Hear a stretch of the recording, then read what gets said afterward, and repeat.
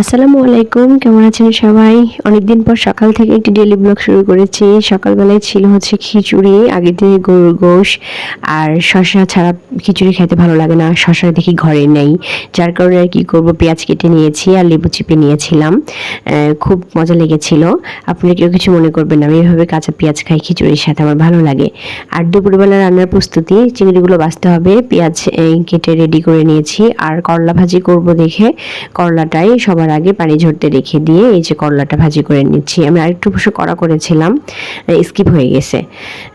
খুবই টেস্ট হয়েছিল করলা ভাজিটা। যাই হোক, আর হচ্ছে এদিকটাই বসিয়ে দিলাম চিংড়ি, পেঁয়াজগুলো ভেজে নিয়ে মশলা জাস্ট একটু আদা রসুন, মানে চিংড়িতে আসলে বেশি মশলা ইউজ করলে চিংড়ির গন্ধটা টেস্টটাই চলে যায়। আমি এভাবে চিংড়ি রান্না করি, জানি না কে কীভাবে করেন, তবে আমি একদম নর্মাল একটা এই প্রসেসে চিংড়ি ভুনাটা আমার কাছে খুব টেস্ট লাগে খাইতে।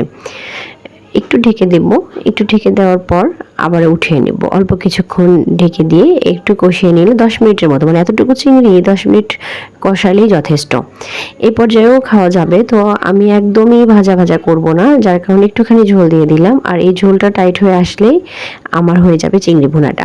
আর আমি এটা একদম ভেজে ভেজে কালো কালো ভাজিও করব না, আবার একদম ঝোল ঝোলও করব না, ঠিক এই পর্যায়ে হবে আমার চিংড়ি ভুনাটা। আর আজকে রান্না বান্নাই এটুকুই ছিল। সবাই ভালো থাকবেন, সুস্থ থাকবেন। আল্লাহ হাফেজ। আজকে এই পর্যন্তই।